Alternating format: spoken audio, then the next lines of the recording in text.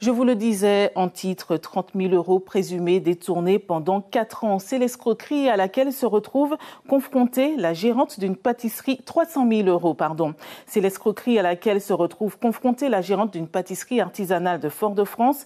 Si une enquête est en cours, la situation a failli condamner l'entreprise. Depuis l'annonce de l'escroquerie, elle a fait face à un élan de solidarité. Aurélien Février, Mathieu Fontès.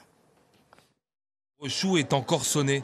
Au début du mois, elle découvre suite à la réclamation d'une cliente qu'une de ses salariées a détourné pendant 4 ans la somme estimée de 300 000 €. C'est hallucinant en vrai ce qui s'est passé, mais je tiens le coup. Vous l'appelez le bras droit, c'est ça? C'est encore plus blessant? Oui, vraiment, parce que c'était devenu une amie. C'était devenu une amie qui m'a beaucoup soutenue, m'a beaucoup encouragée, était sur tous les fronts avec moi. On se téléphonait le soir, on faisait la liste ensemble, on programmait des choses ensemble et c'est vrai que c'était très choquant. C'était très choquant. L'escroquerie pourrait s'articuler autour d'une falsification des stocks en augmentant par exemple le chiffre des invendus.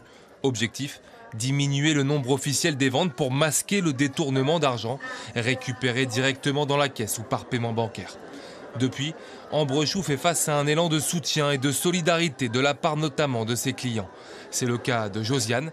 Elle vient ici au moins une fois par semaine pour le goûter de ses petits-enfants. Mais c'est normal, on a été là déjà avant et aujourd'hui on sera encore plus là.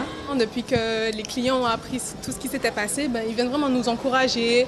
On a vraiment beaucoup de personnes qui nous soutiennent, qui achètent beaucoup plus. D'ailleurs aujourd'hui on a eu un très bon chiffre d'affaires et ça fait plaisir vraiment de voir que les gens nous encouragent et nous donnent de la force en fait clairement pour surmonter cette épreuve. Alors j'ai été attristée parce que c'est une jeune dame que nous connaissons depuis déjà bien longtemps. Afin qu'elle ne soit installée ici, nous étions déjà ses clientes et je suis aussi révoltée. Une enquête est en cours. Elle devrait déterminer le montant total du préjudice avant un éventuel procès.